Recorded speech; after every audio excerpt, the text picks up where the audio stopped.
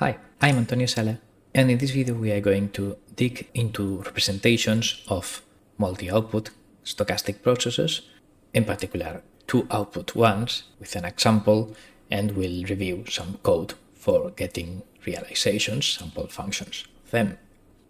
In a previous video, we motivated the issue in saying that we may have temperature and humidity readings at a set of weather stations, and we wish to interpolate between them or make some analysis, predictions, or whatever. But if we know that there is some correlation between temperature and humidity, we may use temperature readings to improve our humidity estimations in unmeasured points, let's say. A second motivation for this was the fact that in differential equations, say a mass subject to random forces, position and velocity, are not statistically independent. These two stochastic processes are somehow related, and explaining that is the subject of in-depth study of stochastic differential equations. But we have two random functions, let's say, with some relationship between them. We will not discuss this kind of examples. We will just think in this video, in this kind of example, two related variables in which somebody comes with a statistical model that explains both the marginal variances kt, kh, and the covariance kth. Just as an observation, notice that if we think that this diminishing of temperature and diminishing of humidity due to latitude is sort of a deterministic effect, so we have here latitude x and d of x, h of x can be explained with sort of expectation 12 cosine of x, and in here the expectation 8 cosine of x, then this correlation must be the correlation regarding the increments with respect to this mean value. If after plugging in this dependence on latitude there is no remaining correlation between d and h, then this would be zero. So we must not get confused with confounding variables. That would be the latitude with this mean effect. So in our statistical model, we must clearly understand what the correlation between variables in these functions of latitude is. There will be correlation if, apart from the mean influence of latitude, we can expect that if a day has higher temperature than average, then we have higher humidity than average. That would be the positive correlation we should encode in this covariant thing, and not the positive correlation, artificial one, confounding due to the fact that both decrease with latitude. But okay, we are not discussing any modeling issues here, how to obtain these models. In our simulations in here, we will just get our statistical model from heaven and we'll just simulate it. So for instance, we will discuss the code to generate this kind of functions, red and blue, which are related because they share a common component, let's say, so they are not independent. Then realizations of a given stochastic process are these pairs of functions that are very similar, but with some particular wiggling around a mean common factor. This is it. So understanding the concepts and the code behind this is the goal of this video. Let's go. We'll first discuss issues of, representation. I mean, I may have f1 of x, f2 of x. I know that there is some statistical relationship between them, and I can think that the realizations are functions from R to R2. So given x, I would get a vector y1, y2 with the values of these functions, and then in that case, the covariance kernel should be a function with two inputs, x1, x2, covariance between points at different input locations, that gives me, as a result, the covariance of the output. But of course, if the output is a vector with two components, the covariance is this thing. So it will be a whole matrix 2 by 2 with some component k11, k22, which would be the marginal stochastic process if we did not take into account the correlation between them, and we will have some k1, 2, and in here we will have exactly the same because this matrix must be symmetric. Well, this is one representation, but we may think that I can get a value of x and an index I, let's say, and I can get a number, single number, which is of course this thing. So in an abstract point of view, it's the same having a two-output function, a two-output stochastic process, than a single-output stochastic process in which input has one extra dimension in order to accommodate this index. But in this case, officially the covariance function of this would have two inputs as arguments, so it will be x1, i1, and the second input, x2, i2, named, u1, u2, if I name this u. And then when I get these two inputs, extended ones now, I must get a number, 3.8 or whatever, function of these input points, indexes, whatever, with just 1 times 1, scalar. Of course, these are two ways of saying exactly the same, because, come on, for sure, if this is 1 and this is 1, I should output this variance.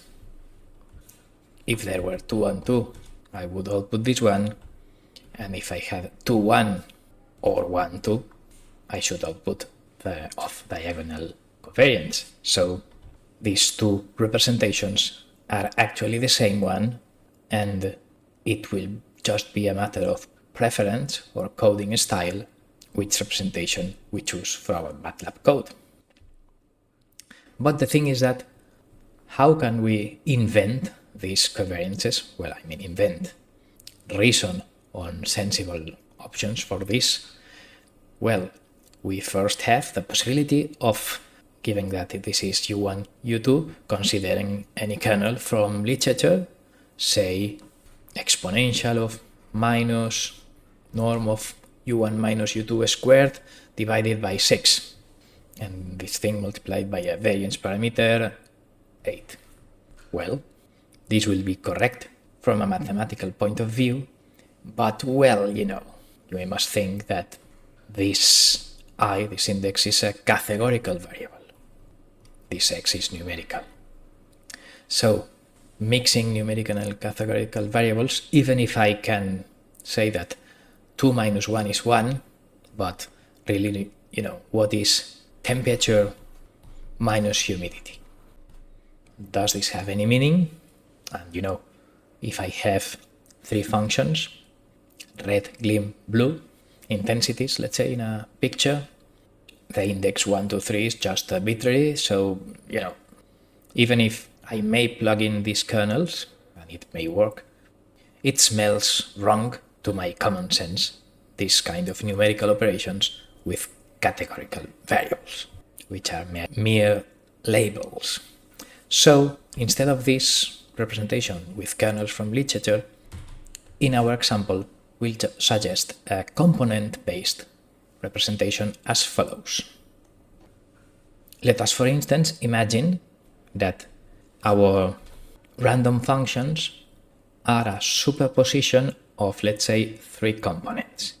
One common component, depicted in dashed yellow here, plus some specific components wiggling around this yellow stuff to give me f1 and f2. In that case, I could think that my common component, I can label it u1 of x. u1 will be the yellow thing, and it's a function of x. And then if it appears in both outputs, then I can multiply it, let's say, with this column vector, copying it into both outputs, and then adding, a component u2 of x, which will be some wiggling apart from u1 that gets into y1, and another component that inserts some extra wiggling on y2. then okay, this is a sensible way of thinking on this, and we will assume that these components are independent in the sense that the covariance between components 1, 2, 1, 3 or 2, 3 is 0. So, they are functions of x that go on their own and do not have any correlation, any product with any non-zero covariance. Well, if we assume that, then we will be able to compute the covariance matrices we were discussing here. Let's see how. In fact, this representation can be considered in vector matrix form in this way. So we'll later discuss matrix expressions, but for the moment being, let us think in what would be the value for the covariance, the expectation of y at x1 and y transposed at x2, which will be, of course, a matrix. This is 2 times 1, this is 1 times 2, so it will yield a 2 times 2 covariance matrix, as we were discussing in this representation. So good, let's carry out some operations. Then I need to multiply this thing evaluated in x1 times its transposed evaluated in x2. So I will have 9 products between these things that are added together. So let's start with some of them to get the trick. Then this thing, the first thing, times itself transposed will result in 1, 1 u1 x1 times u2 x2 times transposed 1, 1. Then this thing will end up in this factor, and the third thing will end with this thing here. We have 3 out of 9, but in fact we have finished because, well, the product of the first and the second will have a product of one component times the other component and some matrices, but that covariance is assumed to be 0 if these are, independent components. So we need no further developing the products of the 6 remaining terms, because this is the only thing we need. This in fact this was a 1, sorry, u1 at x1 and u1 at x2. The other ones are correct. So good, we need no more things, so that this will be the covariance kernel k1 between inputs x1 and x2. This will be the covariance of the second component k2, and this will be the covariance of the third component k3, or or u3, or whatever name you wish to give it to it. So the smoothness, power spectral density, and the amplitude, total variance of each of the components will be encoded in my statistical model with these 3 single output covariance kernels, and then the columns of C will indicate how they are mixed in order to give me this 2x2 covariance matrix I was looking for in here. So this is it. We'll do it in a minute in actual code. The thing is that, well, if we wish to exploit the matrix vector thing, then this, alternatively, this will be the expectation of C u of x1 times u of x2 transposed times C transposed, and this will be C times the covariance matrix 3 times 3 of the components that, as they are independent, this will be a diagonal matrix with just k1, k2, and k3 in the diagonal. And at the end, this will have a 2 by 2 dimension, which is what we were looking for. Of course, this matrix expression is what we will program in MATLAB, but I did develop it in full detail in order to get the intuition on why we get this. And in fact, if instead of this 2 by 2 representation, we wish to consider this input index representation, we can see that the element 1, 2, 2, 2, or whatever of this matrix is given by evaluating in this expression row I1 in this C here and row I2 in this C here. So if we go to MATLAB, what we implemented was a component covariance as a diagonal matrix. This thing we have here, I called it capital U instead of K, but it's just a name. And then C diagonal matrix C transposed would give me this 2 by 2 output covariance representation. And if I just select row I1 and row I2 in these C matrices, then I will get this alternate number index representation, but okay, there are two ways of writing the same. So theory has finished now, and we are now ready to give some samples and realization, some code. Let's do it. The first way to obtain these samples will be just generating realizations of the individual components and multiplying by matrix C. With a single input, single output kernel matrix computation, as usual, I will generate for each of the covariances a prior variance in some test points, which are 161 points. And then I can generate a sample of each of the 3 independent components. Samples are independent, 3 separate lines of code. These are the component samples. And if I multiply by C, then I get in solid lines, red and blue, the 2 output stochastic process samples. And the common component, just for information, in dashed yellow. Okay, that's sampling a stochastic process, sampling a multivariate normal distribution as usual. Let us now use our covariance matrix representation in these matrix expressions here. And well, this was matrix C. We used 3 squared exponential kernels, just invented, with some variance. 3 squared is 0.75 squared and 0.3 squared, and with some distance parameter 2, 0.65, 0.2. So the component one, the common one, is the one with longest distance parameter, the smoothest one, and the component 3, affecting only the second output, is the one with higher bandwidth, shortest correlation distances, let's say. But okay, this is just an invention. You can download the code and play with it.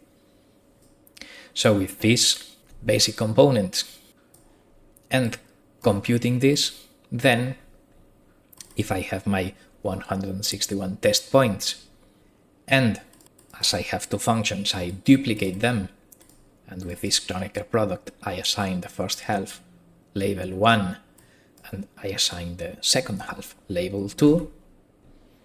So, if test points were 1, 2, 3, 4, I duplicate them, assign label 1 and label 2, and I will get an 8 by 8 covariance matrix. But in here I have a much larger set of points, but it's basically the same. Then with these test labels, I compute for all the possible input index combinations with test labels, all the pairs of pairs, let's say. Then I get a 322 times 322 covariance matrix, 161 points, 2 labels.